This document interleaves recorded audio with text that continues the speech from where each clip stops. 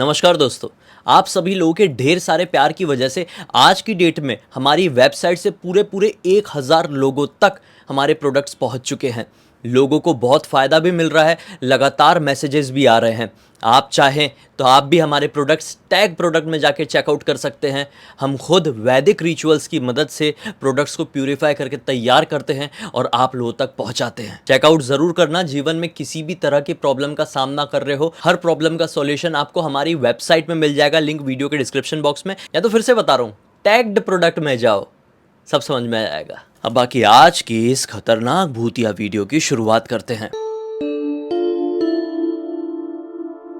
तो आज के इस वीडियो में काजल नाम की लड़की के साथ घटी हुई खतरनाक भूतिया घटना की कहानी आपके सामने लेकर आ गए हैं। काजल जो कि आगरा के अपने घर में अपने परिवार वालों के साथ अच्छी खासी जिंदगी काट रही थी।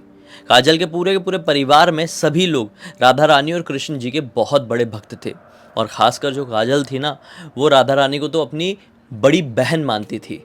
लाडली दी ऐसा करके उनको संबोधित करती थी।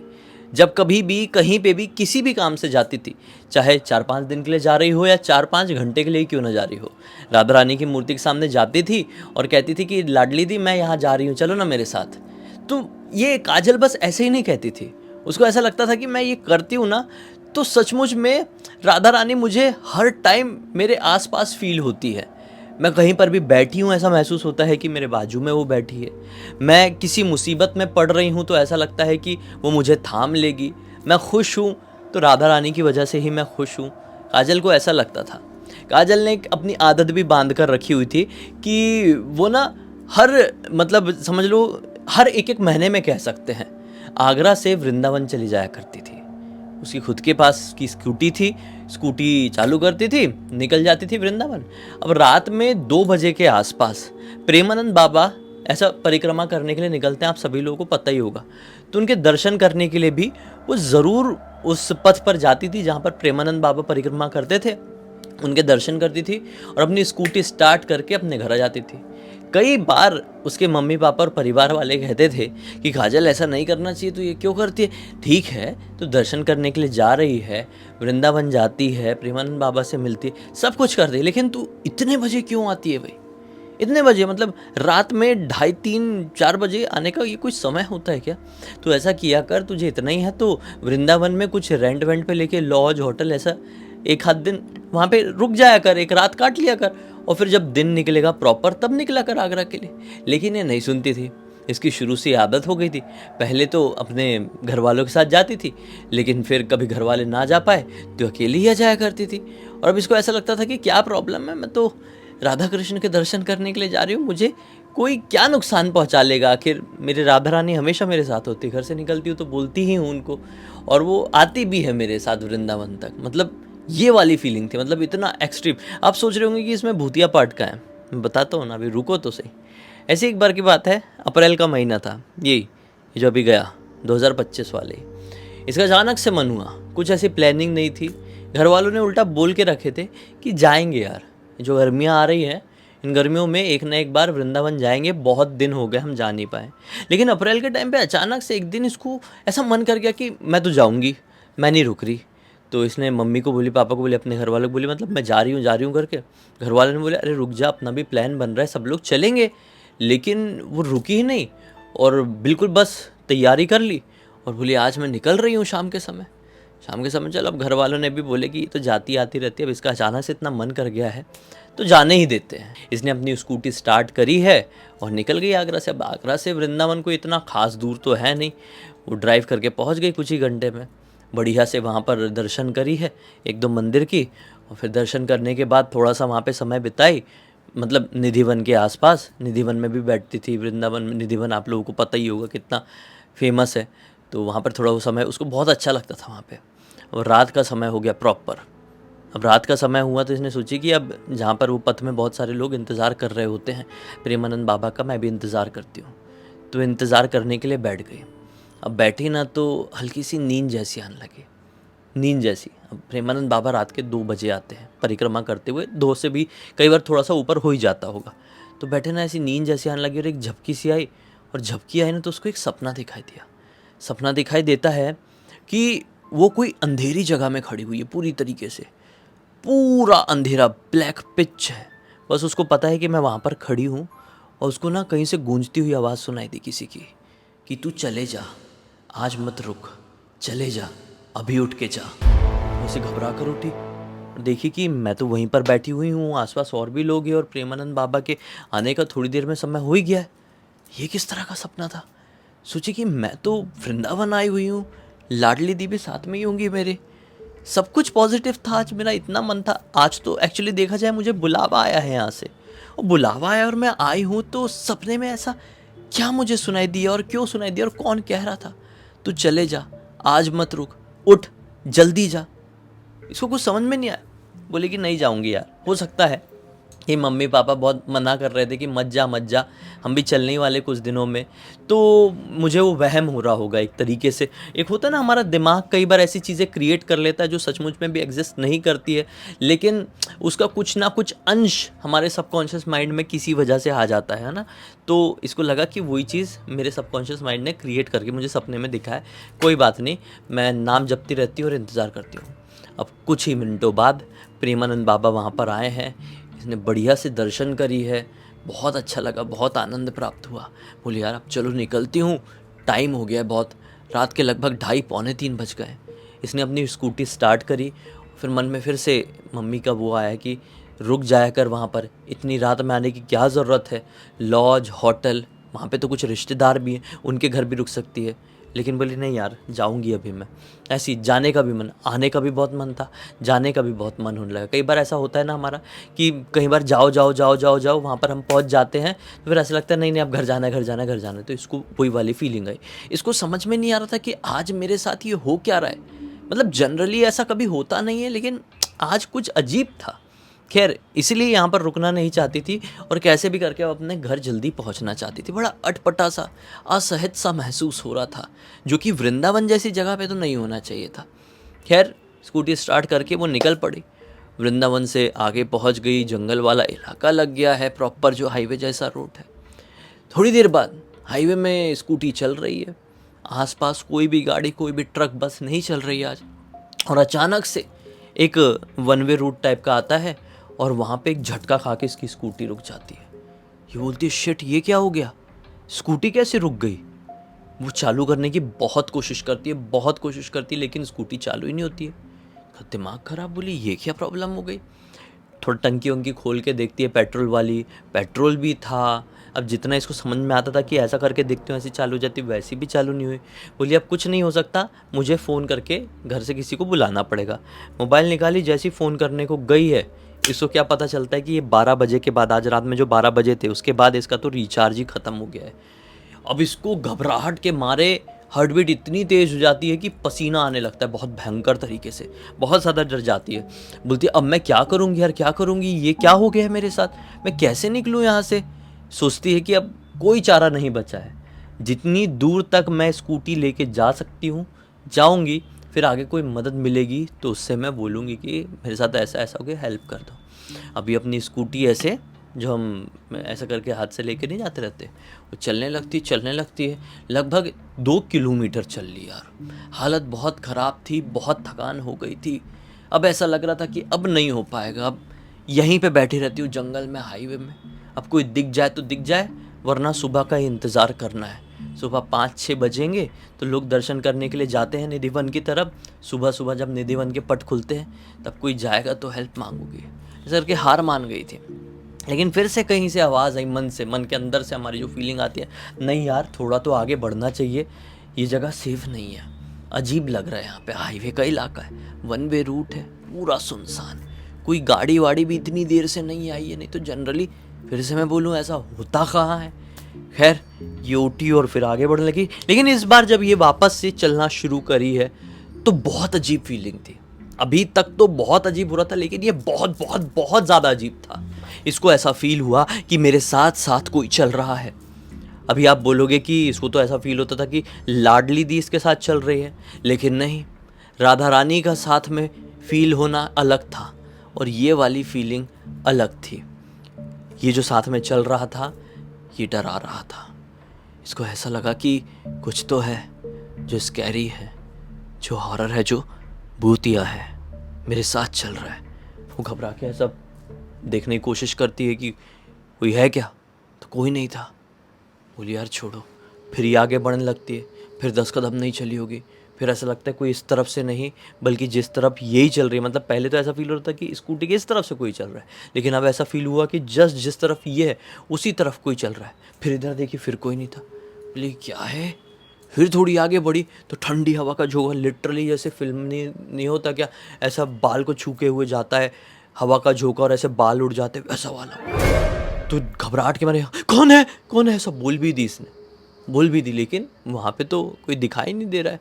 अब जल्दी जल्दी कदमों की रफ्तार बढ़ा दी। बोली अब यहाँ पर स्लो होना या रुकना कोई सेंस का ही नहीं बनता है। जल्दी जल्दी जल्दी जल्दी कदम बढ़ाई है। अब विश्वास नहीं मानोगे, 10 कदम फिर से चली, किसी ने बाल फट से ऐसे पकड़ के खींचा, बाल पकड़ के किसी ने खींचा और इसने चिल्ला दी कौन है बचाओ, ऐसा करके चिल्ला दी बहुत जोर से। डर गई और पीछे कोई नहीं था। अब हाफने लगी और रोना जैसा आ गया कि मेरे साथ ऐसा क्यों हो रहा है। अब सोची कि अब दौड़ती हूँ, स्कूटी लेके मैं आगे की तरफ दौड़ती हूँ जितने आगे मैं भाग पाई। ये जैसी दौड़ना शुरू करी, किसी ने इसके यहाँ पर इतनी जोर से कुछ मारा, यहाँ पर पीछे सर के पीछे पीछे, तो वो फील हो रहा था जो कोई भी चल रहा है। इतनी जोर से इसको मार पड़ी कि स्कूटी के साथ बहुत गंदी तरीके से गिर गए। स्कूटी इसके पैर में गिरी और पैर में बहुत ज़ोर की मोच आ गई, बहुत ज़ोर की। ये स्कूटी हटा पाने में सक्षम नहीं थी, इतना दर्द हो रहा था और आसपास कोई दिखाई भी नहीं दे रहा था। और डर तो इतना ज़्यादा लग रहा था कि लिमिट नहीं, कि अचानक से इसको अंधेरे रास्ते से, वहाँ पे एक गली टाइप की थी, एक अंदर रास्ता जा रहा था, शायद कोई गांव की तरफ जा रहा होगा वो रास्ता। उस रास्ते की तरफ से एक अजीब सा आदमी इसकी तरफ आता हुआ दिखाई दिया। अजीब सा मैं इसलिए कह रहा हूँ क्योंकि ये कहीं से भी नॉर्मल नहीं दिखाई पड़ रहा था। इसके एकदम बिखरे हुए काले लंबे घने बाल थे, इतने इतने बाल रहे होंगे। इसने काले रंग के कपड़े पहना हुआ था और कुछ अलग ही टाइप के माले पहना हुआ था, विचित्र टाइप के माले, सफ़ेद सफ़ेद टाइप के कुछ माले पहना था, इतने बड़े बड़े कुछ। ये कौन है यार। और इसी की तरफ घूरते हुए इसको आगे बढ़ रहा था। और हल्की सी चांदनी रात थी और वहाँ पे कुछ थोड़ी बहुत स्ट्रीट लाइट भी थी, तो उससे उस आदमी का चेहरा दिखाई दे रहा था, एकदम लाल लाल आँखें, चेहरे में एकदम सीरियसनेस। वो इसके पास आकर खड़ा हो गया। बोलती है भैया मेरी मदद कीजिए ना, मेरी स्कूटी चालू नहीं हो रही है। और मैं वहाँ से जब इधर आ रही थी तो ऐसा लग रहा था कि मेरा कोई पीछा कर रहा है, मुझे किसी ने मारने की कोशिश किया, भैया मेरी थोड़ी हेल्प कीजिए प्लीज़। तो वो कुछ बोलता नहीं है, खाली इसके पैर से वो स्कूटी हटाता है ताकि ये उठ सके। ये उठती है अपने आप को संभालते हुए जैसे तैसे, बोलती है प्लीज़ भैया बता दीजिए यहाँ पे आसपास कोई गाड़ी सुधारने वाली दुकान है क्या, मैं अपनी गाड़ी सुधरवा लूँगी, मुझे आगरा तक जाना है। वो कुछ बोलता नहीं है, फिर से खाली हाथ उठा के उंगली से इशारा करता है जिस गली से वो आया था उसी गली की तरफ। ये बोलती यहाँ पे दुकान है क्या कोई, तो उसने हाँ का ऐसा इशारा किया और वो वापस से उस तरफ जाने लगा। इसने सोची कि ये अच्छा आदमी है, मैं इसको लुक से गलत जज कर रही थी, ये शायद मुझे लेके जा रहा है दुकान तक। तो अब वो आगे आगे जाने लगा, ये पीछे पीछे चलने लगी अपनी स्कूटी संभालते हुए। लगभग अंदर 1-1.5 किलोमीटर जाने के बाद एक दुकान दिखाई देती है जो कि बंद थी, टीन टप्पर वाली, मतलब पूरी बहुत पुरानी दिख रही थी, लेकिन हाँ देख के समझ में आ रहा था कि गैरेज टाइप हो सकती है। ये देखती है तो बंद है, टूटी फूटी कुर्सियाँ बाहर लगी हुई है और गाड़ी के कुछ टूटे फूटे सामान बाहर रखे हुए हैं। सोची कौन यहाँ पर कौन मदद करने वाला होगा, भैया आप इस दुकान वाले को जानते हो क्या, ऐसा बोल के जैसे पीछे पलटी उस आदमी की तरफ देखने के लिए, तो क्या पाती है पीछे कोई है ही नहीं, पीछे वो आदमी है ही नहीं जिसको यहाँ तक लेकर आया था। ये घबरा गई, भैया भैया आप कहाँ पे हैं, लेकिन कोई रिस्पॉन्स नहीं आता। इधर भी दुकान वाला भी दुकान अपना सब बंद करके पता नहीं कहाँ है कहाँ नहीं, अभी इतनी रात में खुला थोड़ी रखेगा। ये अपनी स्कूटी स्टैंड में लगाती है, वो जो दुकान थी टीन टप्पर वाली जैसी, उसको नॉक करती है लेकिन कोई रिस्पॉन्स नहीं आता है। सोचती है क्या हो रहा है यार मेरे साथ, छोड़ो कोई हेल्प नहीं मिलेगी। आगे तो कोई गांव भी दिखाई नहीं दे रहा है, ये बीच जंगल में एक ऐसी दुकान जैसी खुली, अब ये दुकान भी है कि नहीं, कि वो साला झूठ बोल के मुझे यहाँ पर लेकर आया है, मुझे नहीं मालूम। मैं यहाँ से वापस जाती हूँ रोड तरफ, वहीं पे किसी की मदद मिलेगी तो मिलेगी। अभी अपनी स्कूटी ऐसी घुमाई और चलते चलते रोड की तरफ जाने लगी। अभी मैं क्या बोला, ये 1.5-2 किलोमीटर लगभग अंदर आ ही चुकी थी रोड से। ये एक अलग ही पतला सा रास्ता था, ठीक है।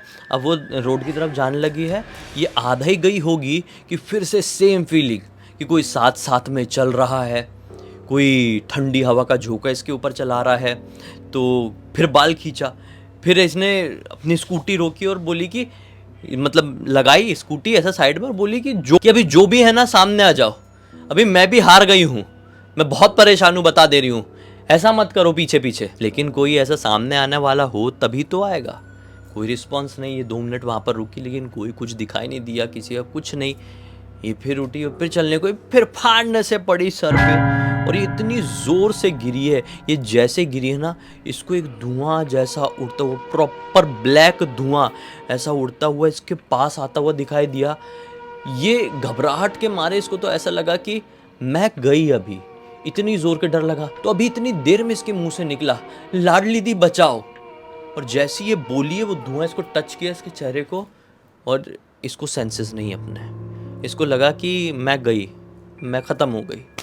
लेकिन कुछ मिनटों बाद इसकी वापस से आंखें खुली। ये साइड में पड़ी हुई थी, स्कूटी भी साइड में पड़ी है और जहाँ पर ये पड़ी थी उसके जस्ट सर के पास एक आदमी औरत बैठे हुए गांव वाले दिख रहे हैं। जैसी ये जागी बोलती है, आप कौन हो, कौन हो और मेरे साथ क्या हुआ?